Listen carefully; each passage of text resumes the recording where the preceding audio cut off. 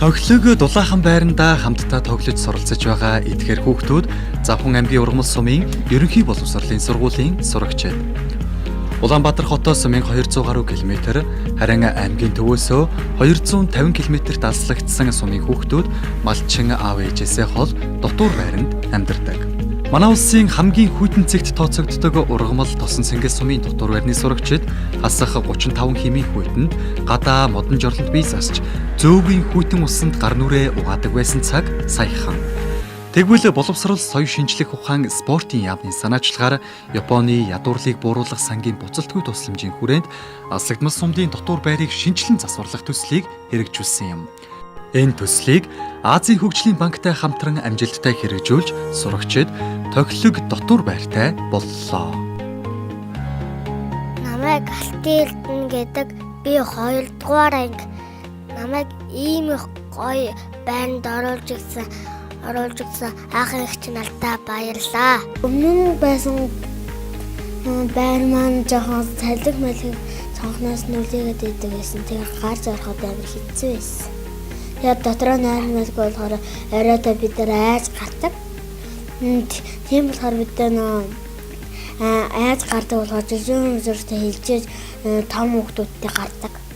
Тэгэхгүй болохоор жижигрүү зайнаад хайцаа дэрүүгээ зайнаад өгдөг юм баггүй юу. Одоо сурмал нь гоё болсон. Тийм болохоор бид нар камераартай болсон болохоор өмөлөхгүй болсон.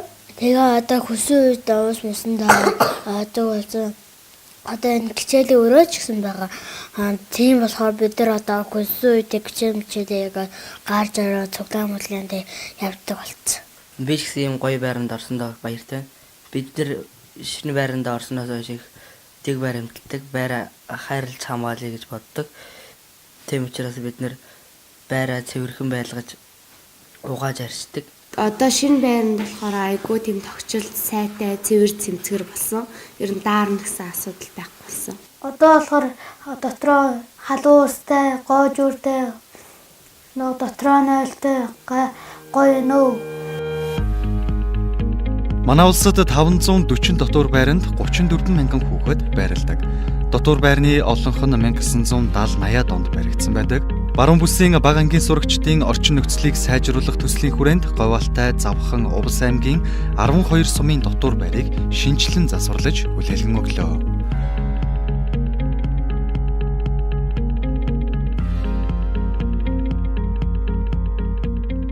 Захиалагчийн хувьд бол боловсрол соёлын ухаан спортын яамнаас хамгийн түрүүнд ариун цэврийн өрөө болон галтгоог илүү их анхаарлаа хандуулж өгөөч гэдгийг бол бид нар хүссэн байгаа. Тэгэхээр өнөөдөр энэ 12 дотор байр бүгдээрээ гадаа бицдэг 0-тай байсан бол дотор нь ариун цэврийн өрөөгийн шийдээд халуун хүйтэн устай болгоод хүүхдүүд маань шөвшөрт орох, усанд орох, гараа халуун бүлийн усаар угаах, мөн 5 дахь орчин үеийн майлын өрөөг хэрэглэх юм боломжтой болж байна. Мөн цэвэр усны асуудлыг шийдэж өгсөн. Урд нь усаа зөөвөрлж хэрэглэдэг байсан бол шууд усаа процессор татаад цэвэр усаа худагтай болоод ашиглаж байна. Гадна ариун цэврийн байгууламжийг бас төлөвлөж гүйцэтгсэн. Үүнд болохоор гадна бохирын худгуудаас гадна бохир усны септик танк, шүүрүүлэх талбайг хийж ариун цэврийн байгууламжаас гарч байгаа бохир усыг бүрэн цэвэрлээд байгальд шингээхээр ингэж хийж гүйцэтгэлээ. Мөн гадна цэвэр усны шумууны ажлуудыг бас хийсэн. Зарим нэг дотор байрууд дээр болохоор халаалтын шумууны ажлыг бас нэмэлтээр хийж гүйцэтгэж тусгалаа. Баруун бүсийн бага ангийн сурагчдын орчин нөхцөлийг сайжруулах төслийн 2 дахь бүрэлдэхүүн хэлсийн хүрээнд дотор байранд ажилладаг бүхий л мэргэжилтнүүдийг сургалтанд хамруулсан байна. Энэ нь 5 тухтай орчин бүрдүүлэхийн зэрэгцээ хүүхдийн эрхийг хамгаалах, хөгжүүлэх, шимт хичээлтэй хоол хүнсээр хангах, айдас дарамтгүй сурч хөгжих боломжийг олгох зорилготой юм. Яг тэр дотор байранд үйл ажиллагаа явуулж байгаа, ажиллаж байгаа багшаас нь эхлээд тогооч, харуул, галц слесрээс эхлээд бүгд ихэнх одоо анхан шатны харилцааны хүүхдтэй харилцаа, сургуулийн насны хүүхдтэй харилцаа тийм хүмүүс ямар харилцааны наад зах явуулж удаа шаардлагатай. Яаж энэ хүүхдүүдэд дэмжиж ажиллах ёстой гэдэг сургалтыг зохион байгуулж, энэ сургалтын зохион байгуулсан сургалтын хөтөлбөрийг одоо аль биесний сургалтыг хөтөлбөр болгож багшийн мэргэжилтэд ижлүүлэх зүйлүүдэд хүлээлгэж өгсөн. Тэр өөрөөр хэлбэл тэр дотор байранд ажиллаж байгаа бүх хүн л зөвхөн багшгалт хүүхдийн жижигнээс ихтэй тэр хүүхдийн хоёр дахь ээж байж гэж ажиллаж ээж тэр хүүхдэд сэтгэл хангалуун байх, айдас дамжих боломжийг олгоно гэдэг. Энэ сургалтыг хүүхдүүдэд өрөөгөөчтэй сайхан сургалт болсон. Хоол, кальц, амин дэмтэй, баялаг тийм сайхан зутан шүл, сүүн шүл, төрөлөөрийн сайхан хоолнууд хийж сурсан. Тэгээ хүүхдүүдэд энэ хоолоо өгж ихсэн хүүхдүүд маш их дуртай сайхан хоол байна. Амт чанартай сайхан биднэрт их таалагдж байна гэж хүүхдүүд их дуртай байгаа. Би одоо өнгөрсөн авар бол Улаанбаатар хотод болсон. Байрын багшийн сургалтанд очиж суугаад ирсэн.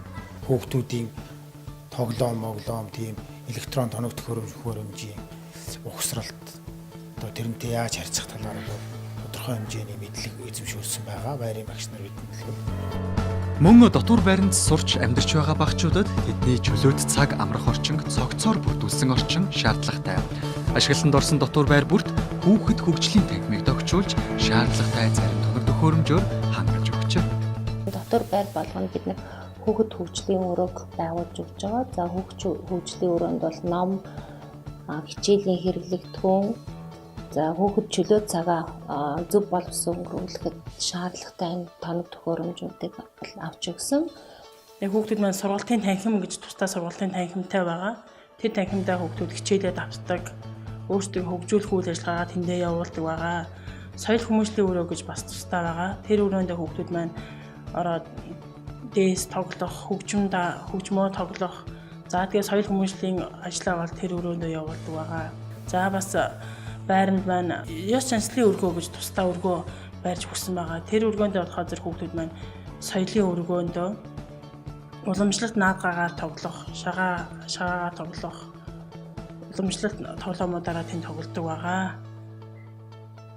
6 настай бяцхан сурагчдын хувьд аав ээжээсээ хол байна гэдэг амаргүй. Харин дотор байр засварлах төслийн хүрээнд тэдгээр бяцхан сурагчдад зориулан гэр өргөгч мөн тогтчулж өгчээ. 6 настай хүүхдээ эргэж ирсэн ээж аавд хүүхдүүдтэйгээ хамт хоноод хүүхдүүдтэйгээ одоо хамтдаа 1-2 өдрийг одоо өнгөрөх амралтын өдрүүдэд хүүхдүүдтэйгээ байхын боломжийг одоо гаргаж өгсөн эцэг эхчүүд болон хүүхдүүдийн талархлыг нэлээд хүлээж байна. Хүүхдүүд баяртай байна.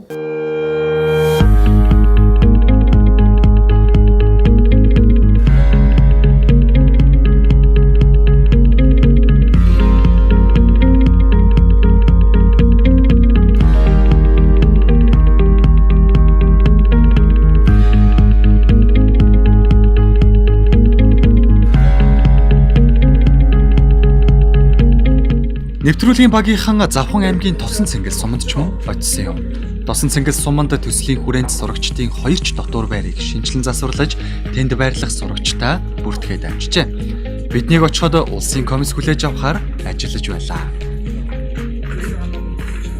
За Азийн хөгжлийн банкын төсөлтөдсөн чинь нийт одоо энэ Завхан аймгийн Тосон цэнгэл сум 792 сая төгрөгийн оюутны дотор байрны их засвар хэлж байгаа. Энэ дотор байрны их засварын онцлог нь гэвэл өөрөө дотроо бийцдэг. Одоо энэ сумынхаа төр төр хүүхэд халуун хүүхдийн устдаа дотор байрны байдаг. Энэ өөрөө цаашаа явах юм бол өнөөдөр температур солигдохгүй хүүхэд одоо хуучин энэ засвар хийхээс өмнө гадаа гарч бийцдэг гэсэн бол өнөөдөр хүүхдүүд дотроо бийцдэг болж байна. Заавал ингээд халуун хүүхдийн усны газар очиж усанд ордог гэсэн бол өнөөдөр дотор байранд усанд орж байна. Энэ өөрөө хүүхдийн эрүүл мэнд өгөөд доктортой температур хүүхэд бийц гарч явах энэ асуудлыг 100% шийдэж байгаа маа.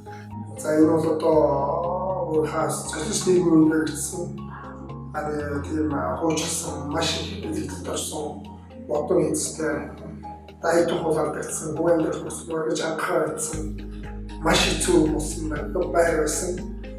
Одоо энэ хөнгөө болсон байрыг ингээд уучсан байдлыг үзэл явж байгаа. Тэгэхээр бүгэндэр сайхан хатаа болсон одоо хот суур газрын яг тийм маягаар хатаа болсон халуустай дотроо бийц бааштай өрөөнүүд улаахан засвар маш сайн чанартай гэсэн сайхан болсон байна гэж үзсэн байдлаар үзэж байна.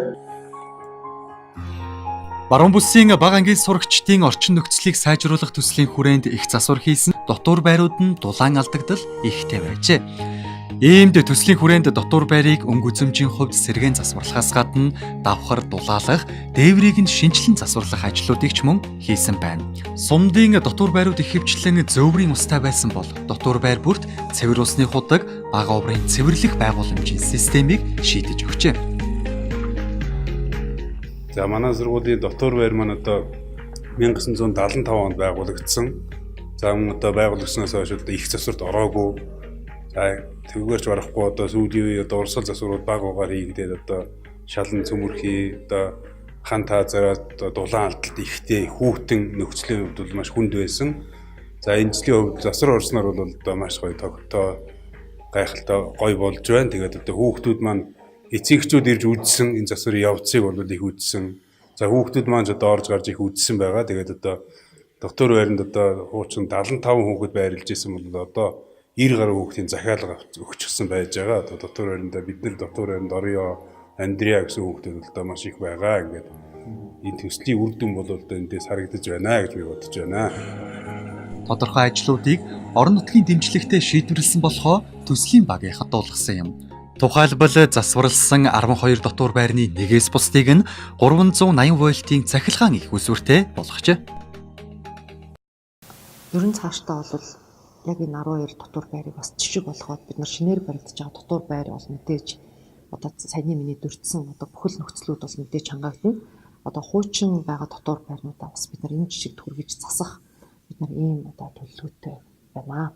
Бас баруун аймагуудын маань хүүхдүүд яг одоо өвлийн цаг болж байна. Хасах 30-40 градусын хүүтэнд одоо гадаа бицсах газрыг хэрэглэнэ гэдэг бол бас хүүхдүүд битэл томчууд бидний хувьд хүртэл нь бол том асуудал. Одоо харамсалтай нь бид нар өнөөдөр 20 дугаар зуунаас 21 дугаар зуунд одоо модон жорлонгийнхаа асуудлыг шийдэж орж ирээгүй гэсэн асуудал бол байгаа. Гэхдээ энэ модон жорлонгийн асуудлыг шийдэхийн тулд бас олон мэдээж манай яам мөн олон улсын байгууллагууд мөн бизнесийн одоо байгууллагууд ч гэсэн энэ дээр бол нэлээд итгэх зүтгэл гаргаж өнөөдөр ажиллаж байгаа. За ингээд одоо Азийн хөгжлийн банк, Японы ядуурлыг бууруулах санд боловсрол сайжруулах спортын яам болон салбарынхаа бүхэл багш хүүхдүүд эцэг эхчүүдийнхээ өмнөөс талархлаа илэрхийлж байна. Одоо цаашдаа бол бид нар бас энэ жишгт хүрсэн ялангуяа ариун цэврийн байгууламж одоо хүүхдийн тэр ая тухтай амьдрах гэр орноо санахгүй дотуур байранда аюулгүй орчинд одоо баяр хөөртэй амар тайван одоо амьдарч амжилттай сурах энэ нөхцөлийг бүрдүүлэхэд яамнаас бол одоо онцгой анхаарал ажиллана. Тавчхондоо энэ төслийн хүрээнд сурагчдад тав тухтай орчин бүрдүүлээ зогсохгүй дотуур байранд хүүхэд амьдраад суралцахад тохирсон сургалтын хэрэглэгдэхүүн хоол үйлдвэрлэлд шаардлагатай бүх тоног төхөөрөмжийг нийлүүлж багш ажилчдыг сургалтанд хамруулах зэргээр цог зарах хэмжээ авсан нь цаашид бусад дотуур байрны орчин нөхцөлд жишг болох стандартыг боловсруулж мөрдүүлэх эхлэл юм. Төслийн 3 дахь бүрэлдэхүүн хэсгийн хүрээнд ерөнхий боловсролын сурагчдын дотуур байрны орчин нөхцөлийн стандартыг боловсруулжээ. Сургууль ерөнхий боловсролын сургуулийн дотуур байрны үйлчлэгээний стандарт ямар байх юм бэ гэдэг нэгээр гаргаж ирээд одоо 3-аас 4 удаа хилцүүлэг зохион байгуулаад дээрээс нь сайдынхаа зөвлөлөөр энэ стандартыг хилцүүлээд одоо стандартчлах хэмжил зүйн газар төгөлчихсөн байна. Тэдний стандарт хэмжил зүйн газрын техникийн хорогоор хилцэгдээд гараад тэгэхээр Монгол улс түүхэнд анхудаа бас энэ дотуур байрны үйлчлэгээний стандарттай болно. Тэгэхээр энэ дотуур байранд ажиллаж байгаа хүн байх ёстой, тоног төхөөрөмж барилга байгууламж ямар байх ёстой гэдэг бүх юм тодорхой байна. За мөн төслийн үйл ажиллагааны 3 дахь бүрэлдэхүүн хэсгийн хүрээнд би дотуур байрны орчин үйлчлэгээ сайжруулах үндэсний стратегийн төслийг боловсруулсан байж байгаа. За яам танилцуулж улмаар боловсролын салбарын мастер төлөвлөгөөний хэсэг болгон нэгтгэхээр санал гараад иж байгаа. За мөн бид дотуур байрны хүүхдийн хоолны санхүүжилтийг өөрчлөх, сайжруулах ажлыг хийсэн. За энэ ажлын хүрээнд болохоор дотуур байрны нэг хүүхдэд ногдох нь дундаж норматив зардлыг тодорхой хэмжээд өсгөхөөр татвар судалгаатай 2 хувилбарыг боловсрол соёлын шинжилгээ спортын яам боловсруулж өгсөн. За энэ чиглэлээр цаашдаа яамны холбогдох мэргэжилтүүд ажиллаж тодорхой үр дүн гаргаж байгаа. Эх орны ирээдүй болсон сурагч багчууд минь эрүүл аюулгүй орчинд сурч боловсрох эрхтэй. Аав ээжээсээ холж сурагчид сэтгэл тайван сурч боловсрох таатай нөхцөлийг бүрдүүлсэн дотор байр орон нутагт бий болсон талаар хүргэлээ. Шинэхэн дотор байрандаа сэтгэл хангалуун суралцж байгаа сурагчид байраа гэршгээ санаж цэвэр цэгцтэй байна гэдгийг ч бидэнд хэлж байсан юм. Энэ нь ч тэдэнд зөв хүмүүжлийн суурийг бий болгож байгаа юм. Байрыг минь зааж өгсөн баярлалаа.